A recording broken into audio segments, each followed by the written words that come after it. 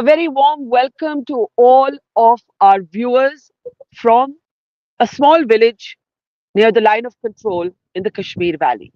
As all of you know, we're here on the ground to report the aftermath of the Pahalgam terror attack, a dastardly attack that India has vowed to retaliate for and avenge. Here in the small village near the line of control in Uri, it's one of the many areas where, as you know from the daily army bulletins, Pakistan has been persisting with unprovoked firing across the line of control.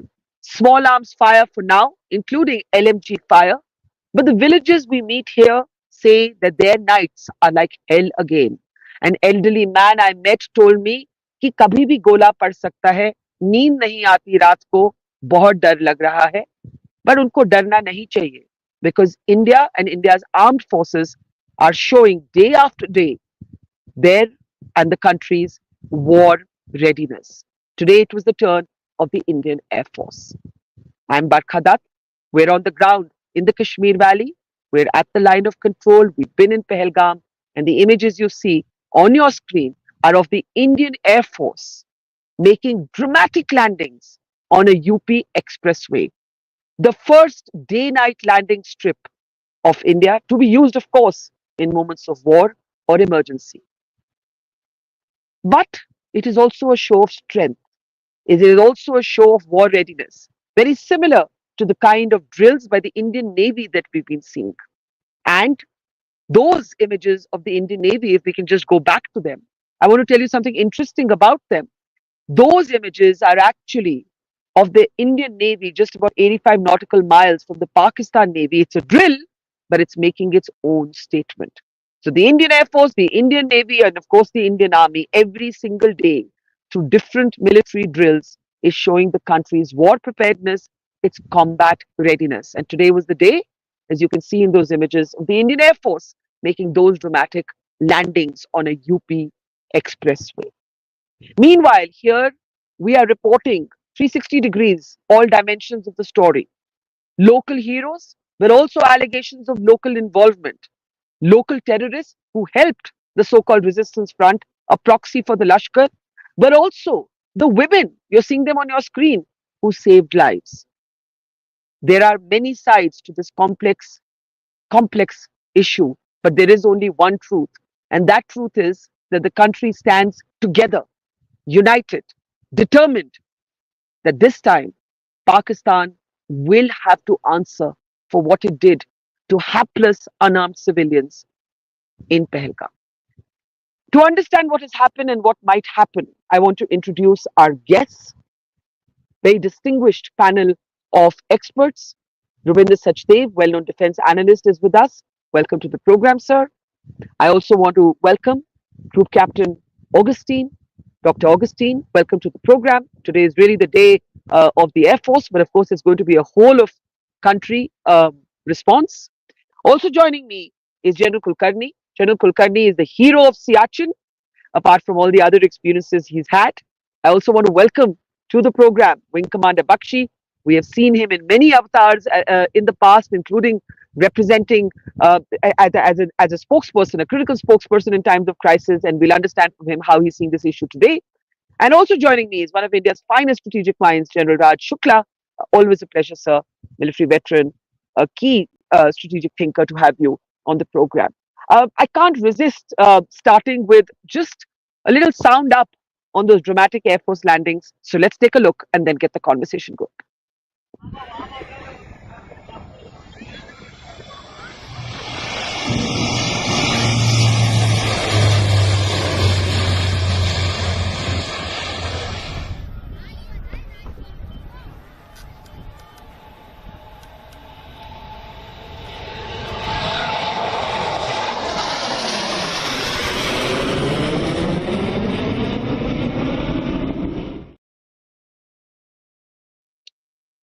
Right. Very reassuring, very dramatic, very powerful, and lots of questions. I want General Shukla to start with the overview. General Shukla, if I may, just the overview. The Navy drills, the eye to eye Navy drills, the Air Force combat readiness. These are landings that are taking place on a UP Expressway. And if I'm not wrong, please correct me. You're all the experts here. I think it's India's first day-night landing strip meant to be deployed in emergencies and moments of war. Here at an LOC village where I am right now, we are, of course, hearing from the villagers what Pakistan is up to. And the army bulletins also tell us that every day. What's happening, sir? How do you read the overall situation? So, Barkha, how I see things in 5 to 6 points. One is it's been more than a week since we saw this heinous act, and it just confirms at least my initial impressions that this attack crossed many paradigms. And therefore, I think Pakistan has committed a grievous miscalculation, a grievous error. And you are seeing it. I see no dilution in resolve. If you see now the statements of the Prime Minister, the Raksha Mantri, the Home Minister, I think yesterday, even the the External Affairs Minister, they all say consistently that the perpetrators, those behind them in the planning, everybody will be brought to, justice will be delivered. So there is no dilution of resolve. What has surprised me is the groundswell of support across the country and even within Kashmir. I think General Hasnain was making this point on your show, since I've also commanded the Baramulla division, Udi, where you've been there. I am there right now. I'm there right now, sir. Absolutely. Yeah. So it was during this Burhan Wani stone pelting phase, there was actually sullenness. And that sullenness seems to have converted into hope and deep anguish and anger at what has happened. Because they've hit the sources of livelihood, that Mehman Nawazi bit and all that. Now that is also something pretty unprecedented. The next point that I would just like to highlight, and the others on this show wiser than me can comment, we have seen remarkable politico-military synergy, not only in terms of operational freedom, but these, consistent, shall we say, consultations, because politico-military synergy has been a drawback in many of the conflicts of the past. So if it sustains, I think it's a very welcome sign. With the appointment of the CDS, I think one more thing has happened. In many crises of the past, it would take, a month or so. The services would have their own service options being developed. And this time I see the development of integrated options. And all that you see, the maritime drills, the air shows, the mobilization, this time the Indian military, I think, will be applied in an integrated manner. I think this is also the time, all that you are seeing, posturing, preparation of the battle space, orchestration of forces. Now you see only the visible end. But behind this, there is great thought. There will be an evaluation of options. Decisions will perhaps be in the mind of the CDS and the service chiefs on great matters of war and peace. For example, conflict initiation. When, where, and there's so many models. There is the Manekshaw model of 9 months. There is the Parakram model of never. And there was the Balakot model of a fortnight. So all these things are great questions of war and peace because, very weighty decisions have to be made. Yeah. Where do you do it? Which domain do you initiate it? Which is your flank of decision? For a long time, it's been the land. Could it be elsewhere this time? Yeah. So these are the kind of issues, ISR, information flows. It does seem to me today, in a very dispassionate manner, that if you go into the depths of the force arrays, etc., India retains escalatory dominance, which is key to winning, shall we say, a series of surgical options or even a long-term conflict in domains and in many other areas, escalatory dominance. I'm sure we'll be taking a look at our strategic balance because, there are other players in this game to the north. So all is being done. I also think we have done a very focused mobilization this time so as not to reveal our hand. So, we'll be taking stock of our logistics, things like our precision stock, so on and so forth. Two observations on the diplomatic space. Mhm. Contrary to what I've heard in some sections of the media, I just saw what the State Department has done.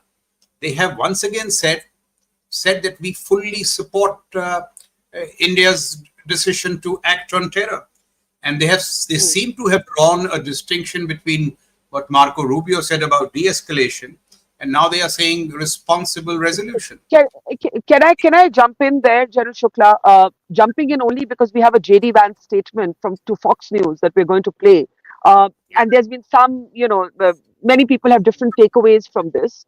And also, one important thing to say is that America may say whatever on the record. It's actually what they do behind the scenes that might matter more. As long as they're not obstructionist, as long as they're tightening the screws on Pakistan, that's going to matter. But I loved how you summarized, there's the Indira Gandhi model of Sam Manekshaw, not now, darling. You wait 9 months, you don't reveal your hand, you do it when you want to. There's what we did in Balakot, there's what we did in Uri. There are multiple options. And then there's Parakram, as you remind us that you do the mobilization, but you don't cross, but you keep the pressure up. So you summarized it very well. I want to just play out JD Vance's statement, and then I'm going to come to everybody else. Take a look at what the American Vice President said to Fox News. You worried about India and Pakistan? Well, sure. I'm worried about any time you see a hotspot breaking out, especially between two nuclear powers. We've obviously been in close contact with our friends in India and Pakistan. Our hope here is that India responds to this terrorist attack in a way that doesn't lead to a broader regional conflict. And we hope, frankly, that Pakistan, to the extent that they're responsible, cooperates with India to make sure that the terrorists, sometimes operating in their territory, are hunted down and dealt with. That's how we hope this unfolds. We're obviously in close contact. We'll see.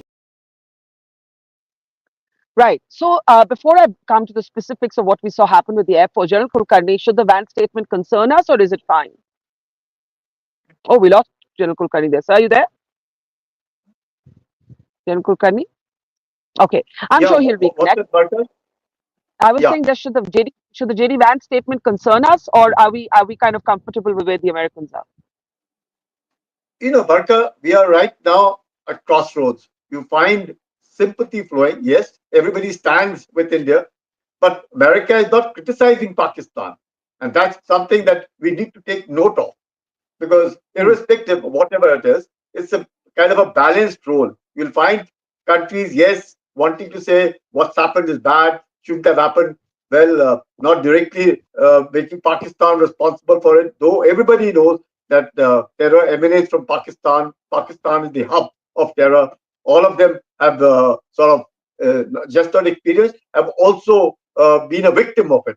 Be it the United States, they had the Osama so close to the Pakistan military academy. You had, even Russia now. What's happened in Russia just about a year back? You find that the Kazakh traces are there, right? The roots go up to Pakistan. So everyone understands that Pakistan has, over the years, been using terrorism as an instrument of state policy. But the kind of, I would say, the language coming out that, look, both countries, please talk to each other, see to it that it doesn't go beyond a threshold, is indicative that much what may have happened, nobody wants to escalate it. Everybody wants it to be kept at a lower level. But Right. I would say it is us, it's India and India alone, in whatever way it may be, we have to teach Pakistan a lesson. There is no denying the fact. Where you are in Uri right now, you know what happened in 2016. You know what we did Absolutely. after that. We know what we did after 2019 in Pulwama. But all of it was, well, just we thought that we had deterred Pakistan, but that didn't cause much of a this thing. Pakistan still continues to do what it wants to do. And if you take back your mind, back in 1995, when the 6 foreign tourists were captured around the same year at Pahalgam, and one of it escaped, all one beheaded, the rest of them one doesn't know. Then also, they hadn't touched the women. They had only taken the men folks, and they took them along the Varwan Valley and had escaped from there. And all for that one person that they wanted. I'm forgetting his Yeah. name now. I think that what's his name? Uh, I can't get it now. The Mullah Muhammad, Hmm. I think, yeah, Masood Azhar is there. They wanted him. This time also, if you see the kind of selective killings where women were not touched and all men folks, this time primarily, again in 1995, what they said, USA is anti-Islamic, and there were two American tourists, two British, one Norwegian, and I think Yeah. one Danish. And they said that very clearly. USA is anti-Islamic, and we want to teach that, bring that Hmm. thing out. This time also, the way the discrimination done is very clear. So all said and done, we have to put an end to it now. It's now or never. Otherwise, it just might, Pakistan, if it's not halted now, even though you find the Yeah. defense minister saying that, look, we are sorry, we have done all this at the behest of United States for the last 3 decades. Yeah. Yeah. Well, you find Bilawal Yeah. also saying sorry, we've been a victim of it, but we are amending us. All this is all talks which we shouldn't take it. This thing is okay, we Let understand, let but me we need to teach them a lesson. Yeah. Yeah, so you said it's now or never, and I agree with you. I'll make 2 points about the Americans and then come to group captain and wing commander on what we saw happening with the Air Force today. Uh, the Americans are nobody to tell us what to do and what not to do. I'm sorry for being coarse, but you can't be giving yourself the freedom, for example, to bomb the Houthis in Yemen or not say anything to Israel and tell us that, oh, don't do this or don't do that. So the Americans or no other country can tell another sovereign nation we will be guided by our own strategic interests. The second thing is for our own interests, we may want to manage and calibrate the escalatory ladder, and that's something we should talk about later in the program. I want to talk about what we saw happening with the Air Force today. I'll start with your group captain, then I'll come to wing commander. What is the significance of what we saw for people who are not in the Air Force? They do not understand what is this day night landing strip. Why are our why are the Rafales and the Mirage 2000 landing in the middle of UP on the Ganga Expressway? Please explain to people who are not from the military what is happening here. Group captain and wing commander. I'll start with you, Dr. Augustine. Thank you, Barkha, for having me on the show. And I know a lot of people from India and abroad watch it. And I know for a fact, since I'm sitting here in US, there are a lot of people who watch you here and quote you and learn from you and learn Thanks, from sir. the esteemed panel. Now, I was also, Barkha, thankful to God, I was part of the first landing that we did on this particular UP highway. I was part of the team which executed this landing. So I understand what goes on behind to get a particular strip to the level that, we call it the PCN, the pavement classification number. Basically, the strength of the road has to be adequate to take on, such large aeroplanes as we see on the screen. They are Yeah. aeroplanes which are tons in weight, and the speed at which they come and impact the surface makes the surface adequate or not. That's very, very important. So that our viewers need to understand. You can't go and land on any road. किसी भी तार road में आप जाके हवाई जहाज को नहीं टिका सकते. So here we have had umpteen interaction with the national highway organizations to conduct or make when they are making this road to the specification that is required for air operations. Thankfully, Barkha, we are in the process of connecting India, and every part of India now, many stretches are in terms of PCN, the pavement classification number, many stretches are adequate to take on a fighter operations or transport operations. Now, why is it important was the question. And that is a question that needs answering. A, B, our viewers need to understand very clearly. Okay, when war starts, the first operation that any opposing nation does is, counter air and counter surface operations. In counter air operations, Barka, the first thing that another opposing force does is, before any major attack starts, they want to keep the runways down. So the first thing they do is come and hit the runway so that the enemy airplanes don't take off and intercept their aeroplane or intercept the counter surface forces operation that is going on in the Uri sector, for example. So you don't want, when any Pakistan say comes and bombs Uri, they don't want mm, Indian Air Force aeroplanes on top of Uri shooting them down. So what will they do? They will attack the runway, keep it down. You can't keep a runway down for long. You can keep it down a mm, particular period of time. So that is the first wave. If you remember, I mean, if you heard Munir talking, he was talking about preemptive action. So when, mm, especially in a preemptive strike, the first wave is going to attack runways. We have short circuited that, and now they have no answer whatsoever as in moving the piece of counter air operations against runways. Now every road is a runway. Kitne road ko right, maroge? So that right. is this itself is, I would say, a force multiplier effect, and both psychologically as well as operationally for Indian Air Force. Yeah. It's a move that has come at a right time. So as to send shivers Yeah. down Munir's spine before he talks about preemptive action. Yeah. Over. Yeah. That's very very well explained. I was kind of riveted. Wing Commander, I'm going to ask you, Dr. Bakshi, to add to that. You know, looking at all of this, the Aam Janta is going to assume that we are on the brink of war. But as General Shukla explained, the timing is on our terms. When this happens is on our terms. The larger messaging, Group Captain has explained the why the runway is important, why the runway landings is important, why every road is a potential landing strip. But the larger messaging strategically, what is it from these images that we're seeing on our screen, Dr. Bakshi? Thank you, Barkha. Uh, Vinod has actually covered a lot, taken the words off our mouth. But I tell you, the first thing we have to understand, uh, every nation depends on its air power. But air power is not only what is Air Force. Air power is a sum total capability of the country to produce air activity in the time of crisis for the country, whether it is in war or in peace. So all the paraphernalia of a country, including abandoned airfields, including roads, everything, and Mm, all flying machines, even civil flying machines, become the part of air power. Now, mm, here, absolutely very well put that we can your ground attack aircraft are carrying out the counter air. They're coming back, damaged aircraft. Your runway you find is damaged. Now you have to look for the airfield.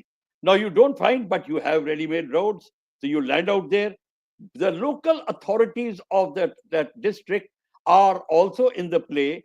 They maintain the water, electric supply, everything. They make sure there are no high poles on the either side, and the aircraft replenishing the fuel, ammunition also is provided.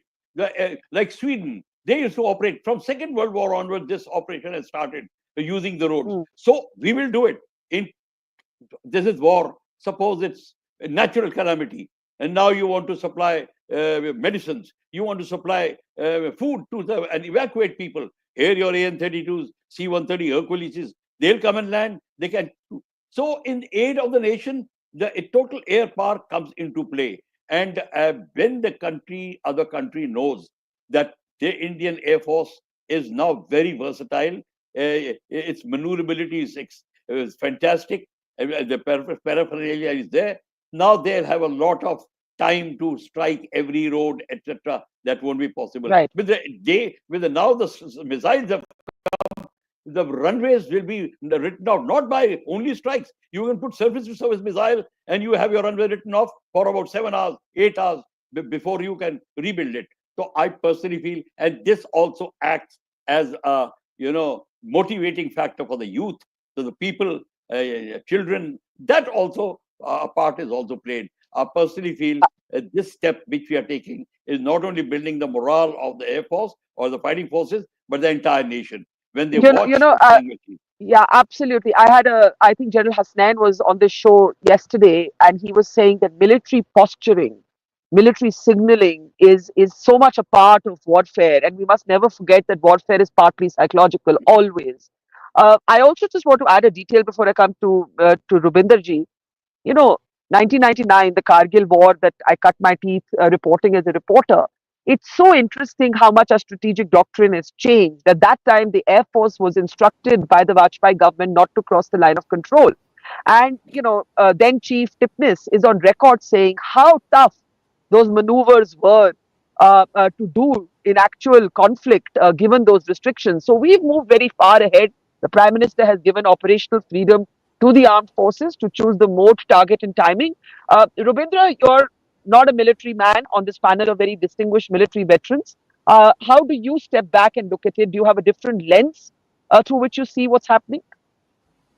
Thank you so much, Barkha. Absolutely a pleasure to be with you and the esteemed wise minds. Yes, I do not have a military background. I'll slice it from the diplomacy, foreign affairs aspect. What I think, and I've been kind of pushing and talking about it, India should be, I think, must be, otherwise should, talk about tit for tat. Specifically the words tit for tat. You mentioned J.D. Vance and Trump. This is the language these guys understand. India should position that what we have to do, we will do, will be a tit for tat. Now, I mean, we have to do something, the score has to even out, right?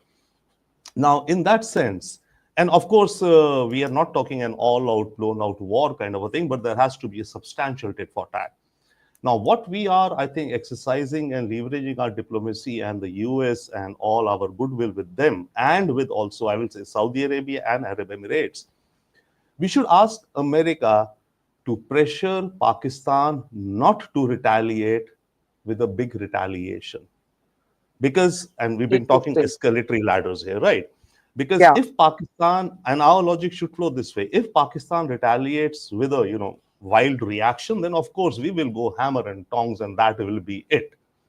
So our message to, and that is why I'm not concerned much with Vance. In fact, this should be the message flowing through from him. He's already saying that, yeah, India could do something and all. So our message should be that we will attack something at a time and place of our choosing. And Pakistan should not retaliate. America, you put all your pressure on them. Saudi Arabia, you put your pressure on them. Arab Emirates, you put your pressure on them. Because if Pakistan retaliates in a wild or a much bigger proportion, then we are going to go hammer and tongs. Then this is the scenario, the dark scenario all of us are imagining. Pakistan may retaliate. It could even do a charade, okay, to save their own face. Hit out some things at India, and our air defense kind of, stops their missiles or something. I'm just kind of putting it in very simple terms. Yeah. So we could give that scope to Pakistan because they'll have to also. Yeah, sorry, I'm interrupting you just in the interest of time, but you made a very interesting point, and I want to take that to the panel. Behind the scenes, could the Americans tell the Pakistanis, listen, you better watch it. This is going to become a regional war if you retaliate. So don't do much. Or, well, if the Americans really want to avoid a regional war, the United States recognizes the Lashkar-e-Taiba as a terrorist organization. Tell the Pakistanis to give up Hafiz Saeed. Let's start there. You want to avoid a regional war? Let's start there. But before I take this back to the panel, there are two dimensions of what's happened here in Kashmir. One, we have these gut-wrenching testimonies from the survivors, their families. Some had experiences where the locals came to their help, heroic tales. Others feel pain and they feel they were not helped. We have Shubham Dwivedi's wife who has raised questions about local involvement, and it's a fair question because two of the terrorists are local. But let's start first with a shawl seller, Sajad Bhatt.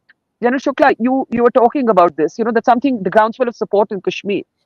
Sajad Bhatt is a shawl wala who was at his house. And he saw in a WhatsApp message that there's been some firing. We all saw the image of him running down the mountain with an injured child on his back. So I traced him down in Pahalgam.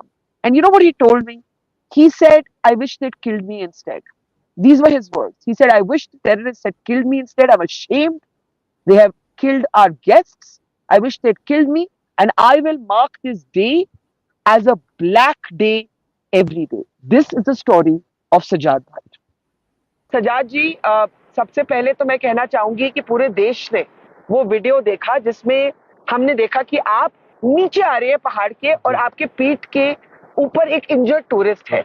तो आप वहां कैसे पहुंचे? शायद आपने एक WhatsApp group में एक मैसेज देखा फॉर हेल्प. जरा बताइए क्या हुआ। नहीं, एक्चुअली हम घर पे बैठे हुए थे, हमारी जो मौसी भी लगती है वो चाची भी लगती है, उसका डेथ हुआ था। आपने जब ये सुना तो आप घर में ही रह सकते थे। बहुत से लोग हैं जो कहते भाई गोली चल रही है, हम नहीं जाएंगे, हम तो घर में बैठेंगे। हाँ, वो तो बात सही है, लेकिन मतलब मैं अपने आप पे ये मतलब प्राउड फील करता हूँ कि ऊपर वाले ने उस समय मुझे मतलब ऐसा हिम्मत दिया कि मैं वहाँ पे चल पाया, और मैंने उन मासूमों का मतलब जो उन मासूमों का कत्ल हुआ उनको मतलब जो वहाँ पे पड़े उनको मदद किया है। अच्छा देखिए, मुझे बताइए कि जी, जी। बहुत लोग तो डर जाते हैं। जी, जी, जी। आपके मन में ये क्या बात थी कि आप वहां जाके हेल्प नहीं, करना जैसे चाह हम रहे थे? इंसानियत का कत्ल हुआ है, मतलब बिल्कुल। बेगुनाहों का जान चले गए, मतलब उससे अच्छा हम ये बोलते हैं, अगर वो मतलब जिन्होंने ये मतलब ये हरकत वहां पे किया, उससे अच्छा होगा हमारे घर पे आके हम दरवाजा खोल के हमको मार देते, वो हमको मंजूर है। मतलब हम जो होता अगर हमारे मतलब फैमिली मेंबर में मतलब कोई किसी का डेथ होता, हमको उतना मतलब फील नहीं, उतना दुख नहीं होता जितना वो भाई लोगों का हुआ, क्योंकि उनको पता नहीं था। हमको मतलब वो हमारे मेहमान थे, आए हमारे मेहमान है, मतलब हम मतलब उनको यहाँ पे सेवा करते हैं। बेगुनाहों का जान हुआ, हमको भी बहुत दुख है। मतलब ये हमारे दिल पे एक दाग लगा है, वो कभी मतलब जो जख्म लगा है वो कहीं से सिया नहीं पाएगा हमारे दिल में। और ये जो दिन है हमारे लिए वो एक ब्लैक डे बन जाए, हर साल उनको हम ब्लैक डे की तरह मनाएं। आप इसको हर साल ब्लैक डे मनाएं, और ये मंजर हम कभी मतलब जो हमने आंखों से देखा ना, ये हम कभी जिंदगी में नहीं भूलेंगे। और हम मतलब ऊपर वाले से यही दुआ करते हैं कि ऐसा मंजर मतलब किसी को भी जिंदगी में ना दिखाए। where he's saying, I'll translate the Hindi for anyone who had a problem there. He's saying it's a stain on my heart. It's a blot on us. He's saying I wish they'd entered my house and killed me instead. And he's saying that what I would feel if I lost a member of my family would be less than what I feel today. And when I asked him, you're so brave, he said, I'm not brave, I'm just human. And I thank God for giving me that strength at that time to step out and help. And he helped a 16-year-old boy from Bangalore whose father had been killed. So there are these testimonies. There are also other testimonies which allege that locals did not help them. They feel that locals were involved in some way, and we'll play that clip as well. But let's first come back to where we stand today. Shukla, I'll start with you. On the diplomacy piece, I want to make 2-3 points. Let's look at the Americans. What did Trump say initially? He said full support to India to bring to justice the perpetrators. Vance, in one of his initial statements, said all assistance to India to help them, bring justice to the perpetrators. Mr. Hexeth, in his conversation with Mr. Rajnath, has said that full cooperation with India in its fight against terrorism. So I'm saying that they are largely on your side. Now, of course, they will also call for de-escalation. We must understand that. But I think the Americans are largely on the side. Let's not misread into it. And the State Department has very explicitly, in my view, gone back on what Marco Rubio said. It has reiterated this full support bit and said not de-escalation, but responsible resolution. And let's be real, while we will, of course, be fully autonomous, as General Kulkarni said, we'll have to do everything on our own. But American support is critical. We must, not lose sight of that. And there's just one more point I would like to make, Barkha, before I leave. I have to leave. I have to go somewhere. Sure. See, much is going in our favor. Just two things. We should not allow distractions come in the way of our resolve. What are these distractions? One or two, I'll tell you. One is this nuclear bogey. I can tell you it is a schoolboy bluff. There are red lines, but we understand the red lines. And operational art means that you so orchestrate the battle so as to keep it short of the red lines. Let not these bogeys, is exactly what the Pakis want, do terror and now, come back. So the larger 2-3 points, if we, what should the Americans do in the long term? If they are, we have to eradicate this menace of terrorism. See, the Pakis have to be told in concert with the Americans that, see, with this nuclear bogey, you can't go on a terror rampage. I mean, look what's happening since Parliament attack and all that. Because I see this nuclear, debate coming in an ill-informed manner. And the second thing is that this is the time, to take terror out of the Pakistani strategic mindset as a tool of statecraft. Now, the various military ways of doing it, they have been discussed on your show. And third point, this is my last point, and then I'll leave. It may seem a little, premature, but the ultimate solution to this terror is the fact that the Pakistani military does not submit to civilian control. So if the Americans have this great, sense of democracy, rules in an international system, please get them to submit to civilian control. You do this, Absolutely. and all this nonsense will end. So I have spoken of, and all this, I agree with General Kulkarni, I have said this many times, should not dilute from our military resolve. Unless calibrated kinetics are delivered, they have to be delivered, this menace of Pakistani terror, this deterrence will not be re-established.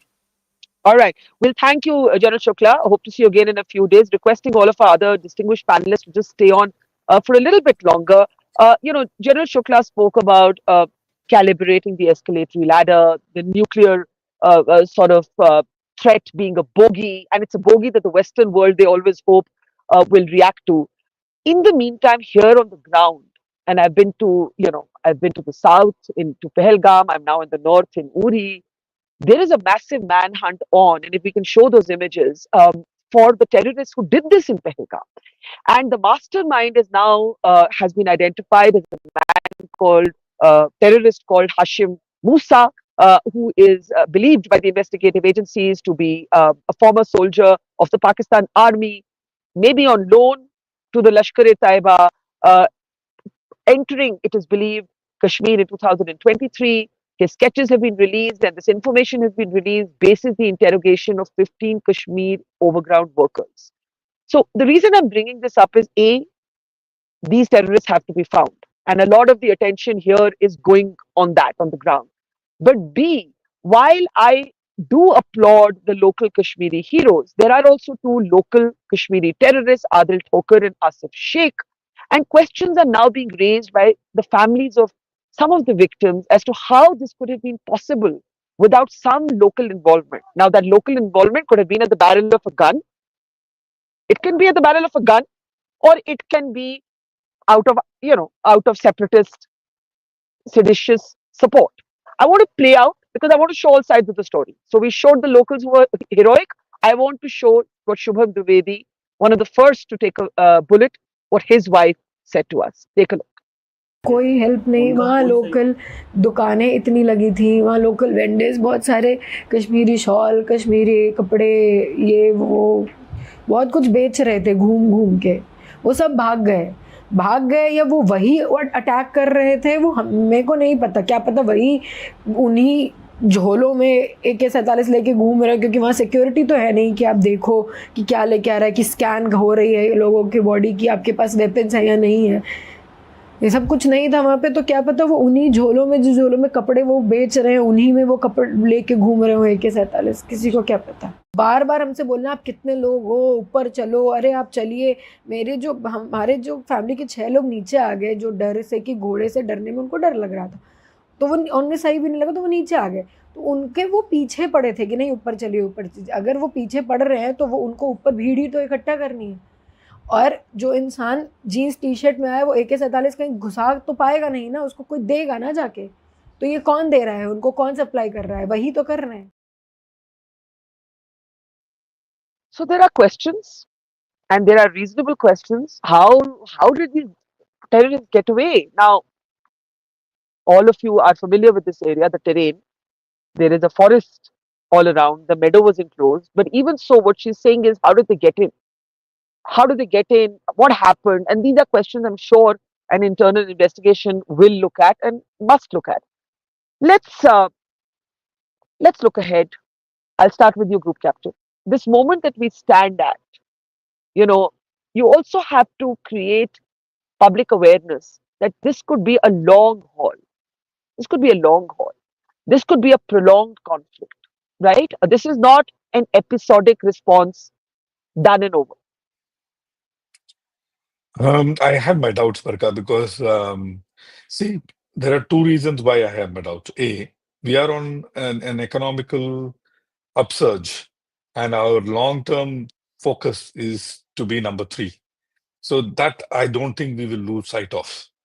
And number 2 is, I wouldn't say episodic response, but I would say it will be a response which will be bigger than probably the surgical strike and the airstrike, but it will be in time restricted. for simple reason that we need to focus on our No, what growth I as well. what I meant was that there could be time before we have our response. I meant that Yes, ये कोई जरूरी नहीं है कि this response will be now. That's what I meant. yes, yes, exactly. Second thing about Barkha, the not crossing of line of control that you mentioned is a thing of In the past Kargil, today. in In Kargil, Kargil, yes, in Kargil, yeah, yes.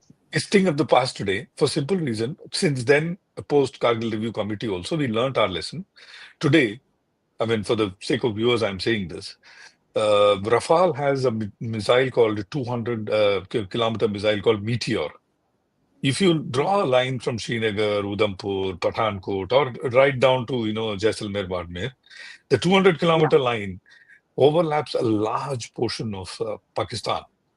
Now, other than Quetta, or maybe few other bases which are closer to Iran, all bases come under our umbrella, and we need not cross line of control. We can shoot them down if we want to over their own bases, and they will fall on their own runway. That is air-to-air option. Air to ground, we have Sure. something called Scalp NG. The aeroplane that we are seeing on the screen carries Scalp NG. Scalp again has 600 kilometers of range. Then we have air-launched BrahMos.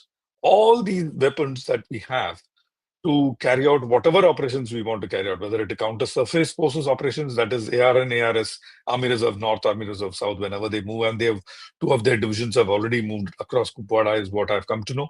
They can be taken out without crossing the line of control. So we have options before we cross the line of control or IB to soften them up, or in a larger scheme of things, never cross at all and yet to defeat them. So those kind of options lie on the table. So issue of retaliation is without crossing within the certain boundaries is possible. Second, Barkha, what has changed since Kargil is now we have a large amount of Indian diaspora. When I'm sitting in US, I'm saying this large amount of Indian diaspora, including the ones in top levels like Ash Patel or Tulsi Gabbard. We have a large amount of Indian diaspora sitting in the short calling positions of United States, which we didn't have in '99. Israelis do whatever and they get away with it. Why? Because in US, they are sitting in short calling positions, both economically as well as in the decision-making echelon. We are slowly reaching there, and many places we are already there.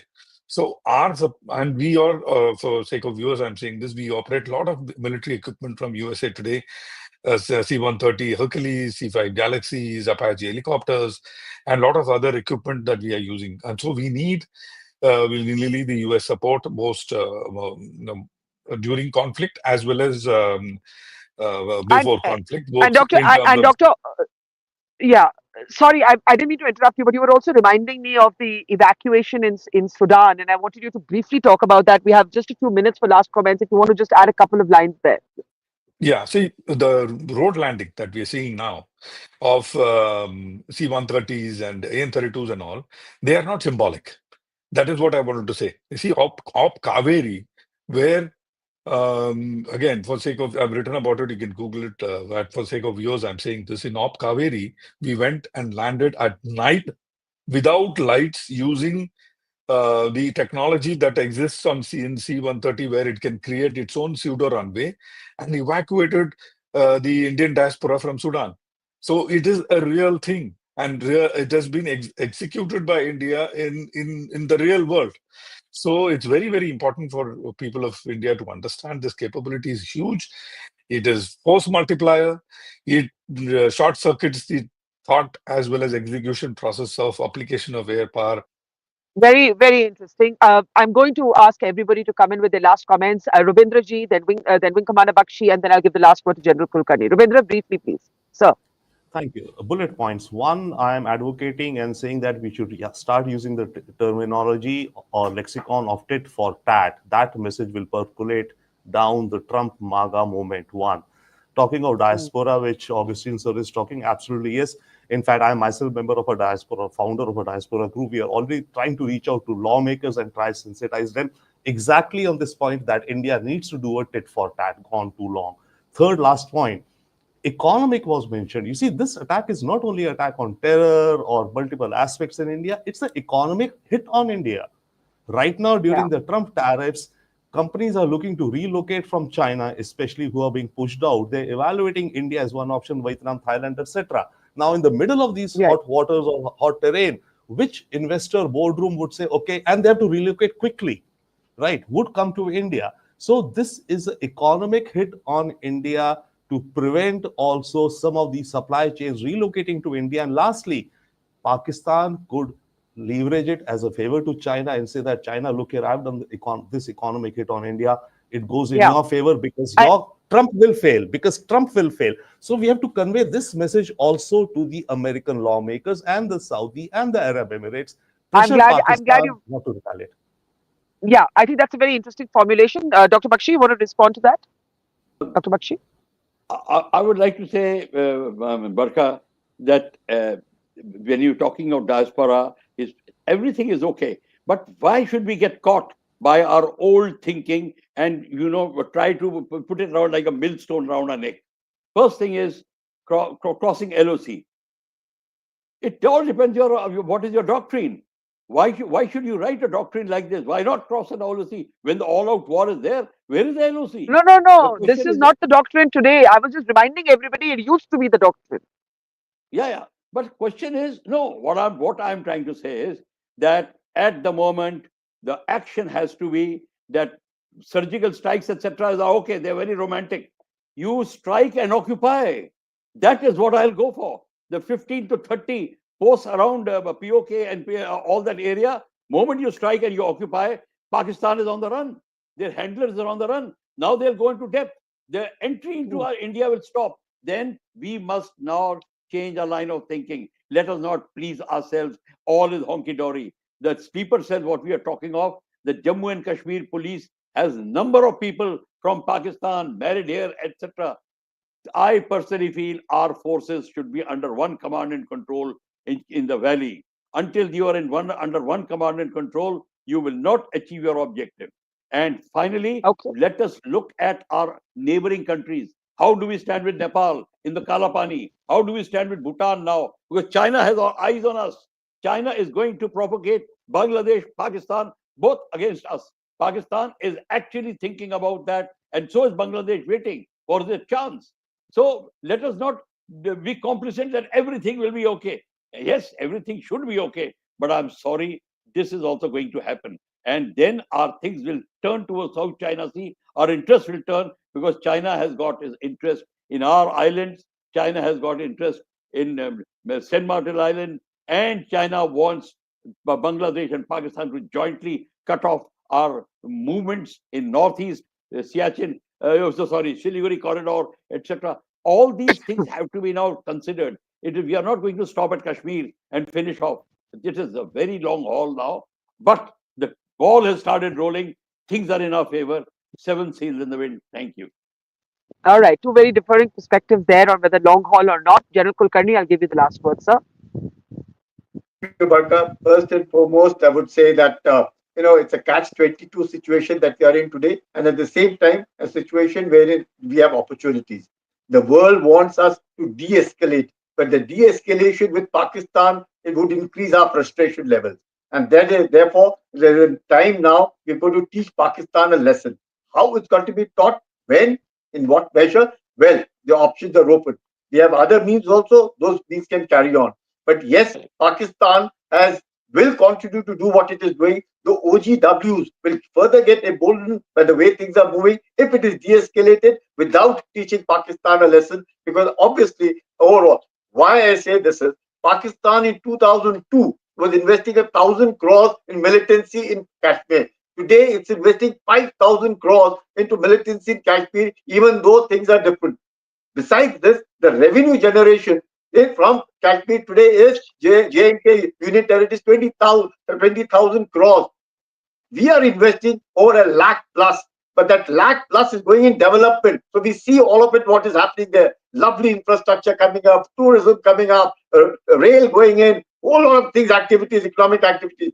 But who's benefiting? Those OGWs are benefiting from those 5,000 crores that the Pakistanis are investing into Kashmir. And that investment and that money being pumped into this OGW movement, sleeper cells has to stop. China has a total interest into this. They would want Pakistan to continue to do what it is doing. And that is where we've got to be very, very careful about. If Pakistan will to continue on the behest of China, then we have to teach Pakistan a lesson. And it is now or never. We have to teach Pakistan a lesson of whatever it may be. Eradication of terrorism, impossible. Impossible.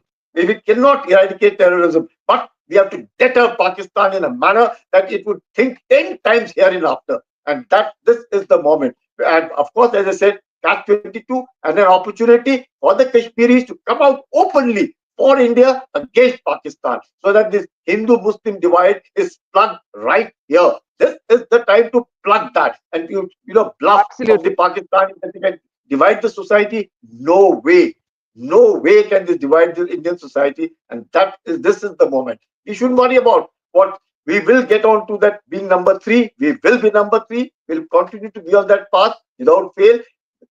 China wants us to get derailed. We will ensure that we don't get derailed. But Pakistan must be taught a lesson, and I feel this is the moment. Catch 22 at the same time an opportunity. I just want to end. I just want to end with a little story. When I was reporting, looking at the community bunkers here that are being readied in the villages along the line of control, I met 2 boys. They were walking up with a school bag on their backs, and I asked them how long do you walk every day? And they said we walk 2 hours down and 2 hours up. And then I asked them, what do you want to do when you grow up? One wanted to be a lawyer in the Supreme Court, and the other wanted to join the Indian Administrative Service. These are the dreams of many people of Kashmir. These voices are silenced by terrorism, by separatists, by Pakistan, who is actually the enemy of the people of Jammu and Kashmir and the rest of India. And that, I think, is sinking in deep after the Pahalgam terror attack. And if it isn't, it really should. We leave it there, gentlemen. I've learned a lot from all of you, to Wing Commander Bakshi, to Group Captain Dr. Augustine, to General Kulkarni, earlier Gen Raj Shukla, to Robinder, Sachdev. Thank you. Our special reportage from on the ground across the Kashmir Valley continues. Thank you for tuning in, and keep watching all our ground reports. See you soon. Take care. It's great to see you here. Thank you for watching our work. If you haven't subscribed yet, don't forget to click the bell icon and subscribe to Mojo Story and support independent, robust journalism.